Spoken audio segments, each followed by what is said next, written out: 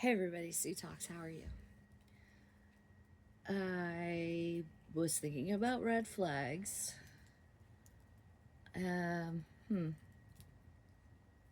Okay, so we're starting from scratch, right?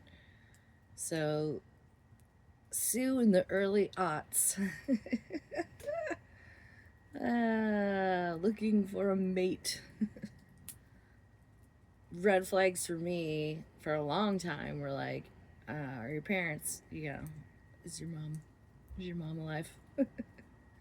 The irony and all that's a story for another day. But I really didn't like it when I would date and guys were like, I already own this place.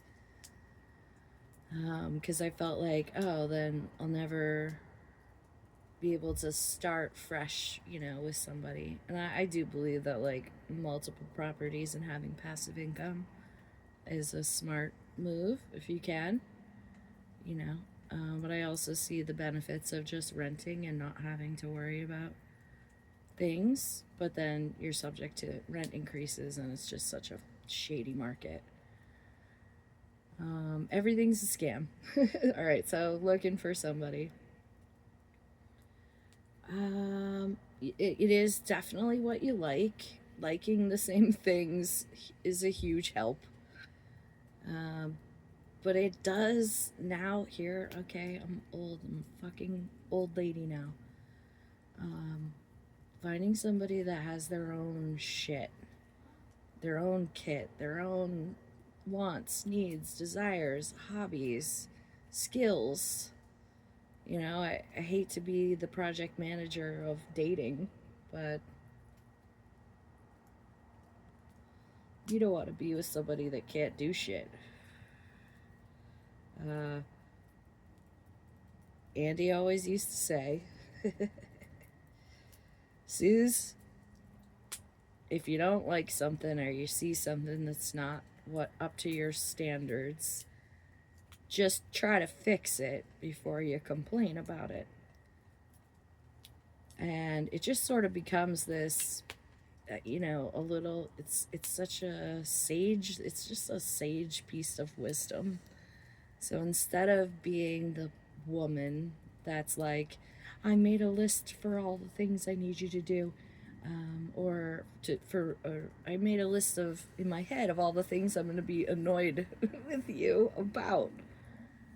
Hey, I thought the light switch was dirty. I spritzed it with Windex and wiped it down with a paper towel. Done.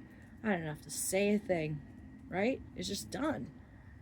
Um, and you do take these little pieces from the people that your people that you meet in your life, that you bond to these concepts that I guess hover around those experiences, and that, for better or for worse, frames what you look for or don't look for in a mate.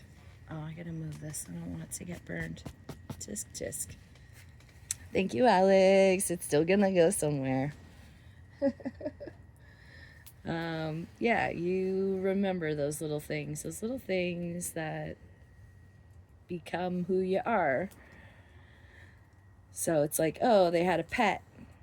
Like I used to date this kid, Chris. He's a sweet, sweet guy. Like we just, there's no there. I don't know, no pop, no chemistry, no click, no, like, great on paper, all the things, awesome. But yeah, but he had a cat. He had a cat named Gary. So years later, I named my cat Gary. I don't know. There's like little beings of light that you are exposed to in this life. If you're lucky, you've at least met one. And you do that thing where you're like, oh, it'd be so great if I could take all the qualities of this guy and all the qualities of this guy or girl and then put them into the perfect person. But that's not how it goes, because most of the time the challenges that you equally and oppositely match with, it's like, oh, the codependency sort of thing where it's like they really rely on you to do this, this, and this. You rely on them to do this, this, and this. So if you can kind of have a little, and I guess that's me being a logical left brainer. I had some logic there. It's like there were some pros and cons, some things that you're like, can I deal with that forever? And then we joke about red flags because there's that great Kristen Wiig SNL, and I'll flush it to the top of the playlist where it's like red flags. All her friends are dudes. She's a dancer. Her pinky fingernail is way too long. And I think that holds up. There's some stuff. It's like, she has a prickly navel. Girls are built different. And there's shit you just are like, I want soft hair on my woman's body. Or, I want a cute butt on my boy's body. Or all the things. It's kind of all personal. And it can also very easily give you the ick, right? Like man hands or whatever. But sometimes the it can be turned into something cute. I mean, it is very trauma kink, and it's complicated. And also, you do when you're open to growing, learning, and understanding the person that you have chosen to be with. Some of their things that you hate become just like the sweetest. I don't know. It's gross, but it's still, I don't know. I don't know how to explain it, but like maybe that's just the mother's instinct, like where if you're really able to tap into that much love in this life, then the grossest thing is the cutest thing. I don't know. And I don't want to like say any of it. Again, this feels so personal. But I'm a vulnerable person. I love a good story. I love some good facts to some well collected data. Data points, data, I don't know. Everybody says it different. But information well collected and analyzed, and that's the way my brain goes, I guess.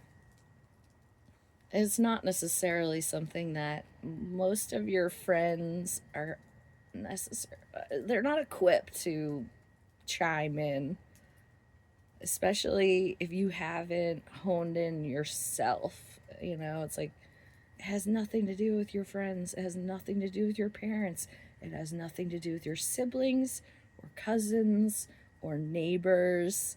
It is you and whomever you decide to let into the little wonderland that is your heart space.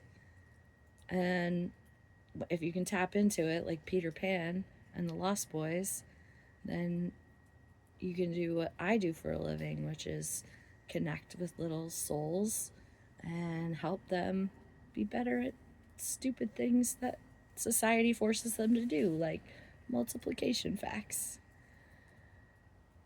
Bring back home ec. I don't know. Find a person that is a Renaissance person. They can cook, they can clean, they can sew, they can use power tools, they can find a stud. Finding a Stud is the name of one of the books I'm gonna write one day. It's just a double entendre. You're not just finding a stud like a hot guy. You're also finding a stud so that you can drill cabinets into the wall and then they won't fall after you put your dishes in there. Confirmation blinks and barks. Okay, the world's telling me this is getting too long. I love you. Be well. Hallmark holidays be damned. I'll check you later. Peace.